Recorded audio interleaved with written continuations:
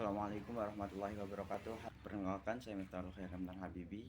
Ini saya akan membuat suatu video menganalisa beberapa berita yang sedang ramai diperbincangkan akhir-akhir ini dari sudut pandang politik. Dan saya akan juga beropini sedikit tentang kondisi perpolitikan di Indonesia saat ini. Dan perlu diketahui, video ini dibuat untuk memenuhi tugas ujian akhir semester mata kuliah ilmu politik yang diampuh oleh Bapak Marwandi Purbo Sanjoyo, MA, yang saya hormati.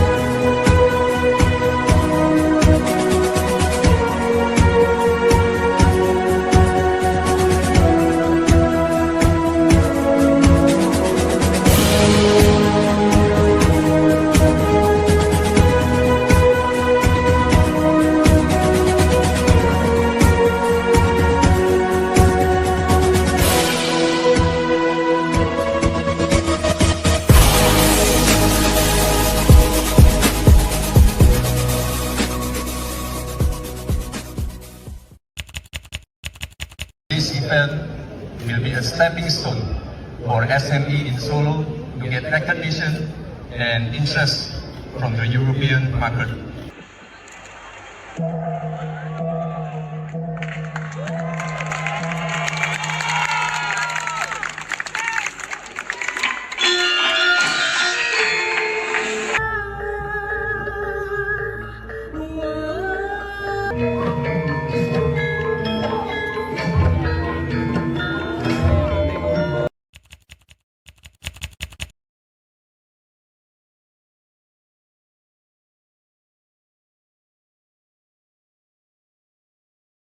Baik, untuk berita yang pertama yang akan saya bahas kali ini, kemarin ini ramai diperbincangkan di media sosial tentang seorang wali kota Solo, Gibran Rakabuming Raka, yang memperkenalkan UMKM dan budaya daerah di Perancis melalui festival Java in Paris, dan kolaborasi dengan Shopee Indonesia menyelenggarakan suatu festival untuk memperkenalkan budaya-budaya daerah Solo, dan serta memperkenalkan pameran UMKM Solo di Paris, Prancis.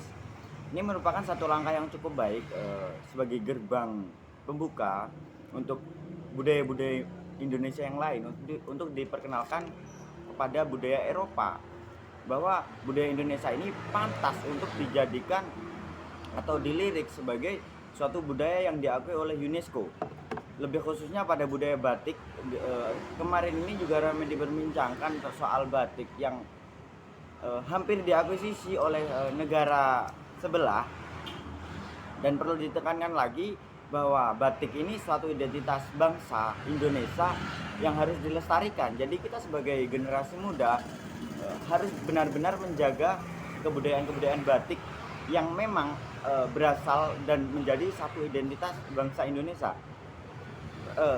Wali Kota Solo, Gibran Rakabuming Raka, ini termasuk salah satu seorang wali kota yang cukup masih muda, dan dia juga sudah menjadikan kota Solo ini kota terbaik ketiga di Jawa Tengah. Dan ada juga beberapa prestasi yang sudah diraih oleh Gibran Rakabuming Raka, seorang putra dari presiden kita, yaitu Bapak Joko Widodo.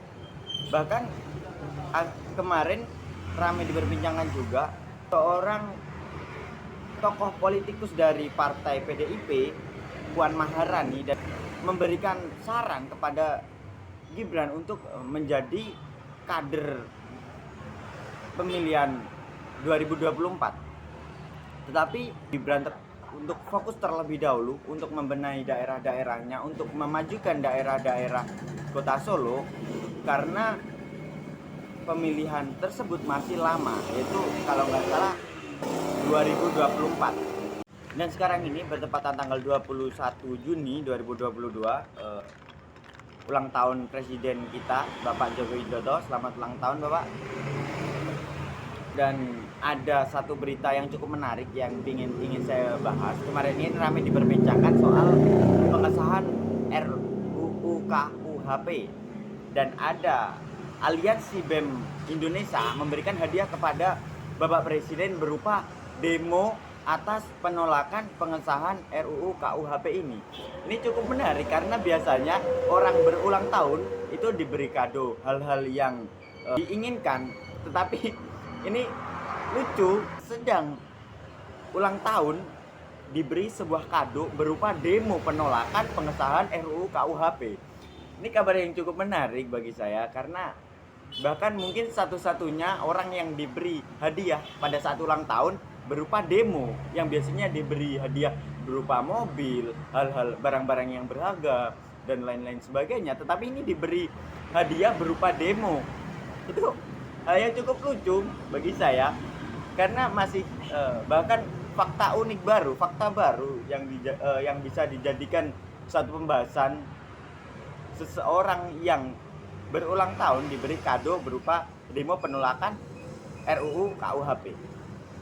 Pemilihan presiden akan diselenggarakan tanggal 14 Februari tahun 2024. Tahapan-tahapan persiapan pemilihan ini sudah dimulai sejak pertengahan Juni 2022. Komisi Pemilihan Umum atau biasa yang disebut KPU menyebut anggaran untuk persiapan pemilihan ini yaitu sekitar 8,6 triliun. Angka yang cukup fantastis. Kemudian yang tersedia itu hanya 2,4 triliun. Jadi tidak ada setengah dari anggaran yang sudah dianggar oleh KPU. Jadi kekurangan dari anggaran tersebut sekitar untuk saat ini ya sekitar 5,6 triliun. Dan kemudian alokasi dana 0,9 triliun untuk KPU pusat, Komisi Pemilihan Umum pusat, kemudian 1,3 triliun untuk KPU tingkat provinsi, kemudian 5,7 triliun untuk KPU tingkat kabupaten. Ini yang mengagetkan karena saya masih asing tentang persiapan anggaran KPU ini, pemilihan umum. Angka 8,6 triliun itu angka yang cukup besar. Bahkan ketika saat ini Indonesia juga ekonominya masih belum stabil karena habis terkena pandemi COVID-19. Dalam masa pemulihan ini, angka 8,6 triliun itu angka yang cukup besar ketika hanya digunakan untuk persiapan pemilihan presiden. Tapi mau tidak mau dalam hal ini, hal yang cukup urgent dalam persiapan pemilihan presiden. Tapi ya balik lagi, banyak sekali masyarakat Indonesia yang masih kehilangan pekerjaan karena pandemi COVID-19 kemarin ini. Dan menurut saya kenapa pemerintah tidak menyediakan anggaran yang cukup besar sebagai untuk mengembalikan ekonomi masyarakat Indonesia yang kelas menengah ke bawah. Karena di sekitaran saya masih banyak masih banyak tetangga-tetangga yang terdampak atas adanya pandemi, walaupun sekarang ini pandemi sudah mulai mereda dan bahkan sistem pendidikan di Indonesia juga sudah mulai pulih karena menurunnya kasus-kasus COVID-19 ini. Dan semoga harapan saya untuk kedepannya tidak ada lagi pandemi-pandemi yang seperti ini, karena banyak sekali pihak-pihak yang terdampak, entah dari sektor ekonomi, pendidikan, terus kemudian pemerintah juga ikut pusing dalam menangani pandemi-pandemi seperti ini. Dan cukup dianjurkan untuk sekarang masyarakat Indonesia juga tetap menjaga kesehatan demi pemulihan bangsa kita yang kemarin habis terdampak pandemi COVID-19 ini.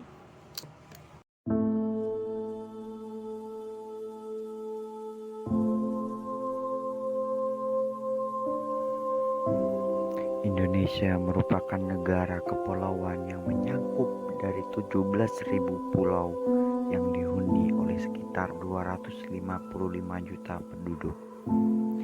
Keberagaman mewarnai mulai dari Sabang sampai Merauke. Keanekaragaman budaya, etnis, agama maupun bahasa yang dapat ditemui di negara ini. Budaya yang bervariasi dari ritual Hindu di Bali yang dilakukan setiap hari sampai pemberlakuan hukum syariat di Aceh dan gaya hidup pemburu orang Mentawai. Semboyan nasional Bhinneka Tunggal Ika yang berarti berbeda-beda tetapi tetap satu, mengacu pada komposisi keberagaman bangsa ini. Sebagai bangsa yang memiliki kekayaan alam melimpah, baik kekayaan laut dan isinya, kesuburan tanahnya, dan gunung-gunung yang di dalamnya memiliki kandungan emas, nikel, dan lain-lain, termasuk melimpahnya kandungan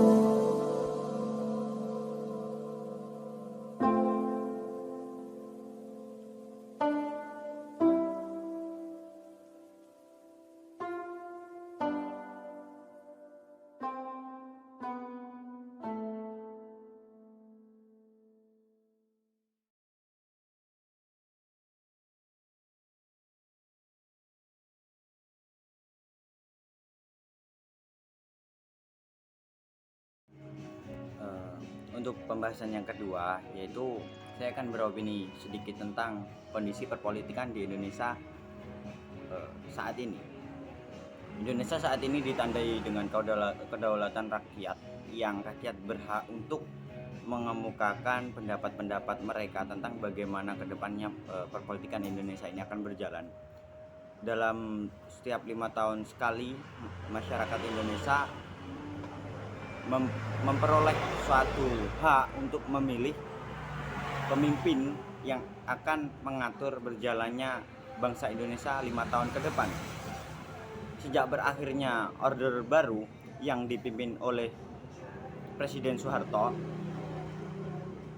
dan mulai periode reformasi, seperti setiap pemilu di Indonesia itu dianggap bebas dan adil. Namun Indonesia saat ini masih belum bebas dari korupsi, kolasi, dan masih banyak kekosongan-kekosongan yang perlu dibenahi oleh para pemimpin bangsa kita. Seperti halnya tentang KPK yang mungkin kurang tegas dalam menghadapi para koruptor-koruptor yang masih merajalela di mana-mana. Politik Indonesia saat ini adalah bermacam-macam, berbagai peristiwa yang menyangkut keadaan politik yang ada di dalam negeri kita maupun dari luar negeri. Kemerosotan kualitas politik tersebut dapat dilihat dari banyaknya peristiwa yang nampak mengganggu kestabilan nasional.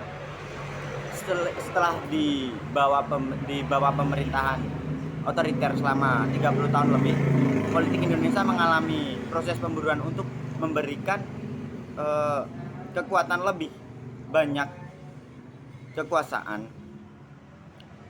Tak hanya ditandai dengan perubahan struktural yang terjadi pada masa reformasi, Misalnya korupsi, kemudian kemiskinan dan pengelompokan modal di kalangan atas. Politik di Indonesia dewasa ini seperti sedang mendominasi wacana di media, layaknya gula yang sedang dikelilingi semut. Seperti itulah media yang memberikan kondisi politik di Indonesia. Saat ini kondisi politik di Indonesia yang terjadi justru saling merebutkan kekuasaan. Para penguasa itu lebih memilih untuk siapa cepat untuk mendapatkan kekuasaan daripada mereka mengingat janji-janji yang sudah mereka berikan kepada rakyat.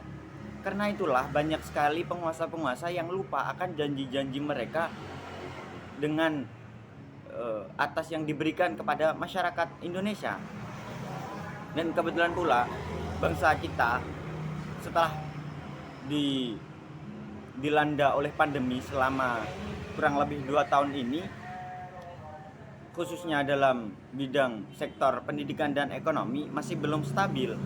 Seperti halnya banyak siswa-siswa yang mengeluh dengan adanya metode pendidikan secara daring, mereka kurang memahami materi-materi yang disampaikan oleh bapak guru atau maupun dosen, dan mental para generasi muda itu cukup dipertaruhkan dalam hal ini karena mereka sudah lama tidak bersosialisasi dengan sesama teman ataupun masyarakat sekitar.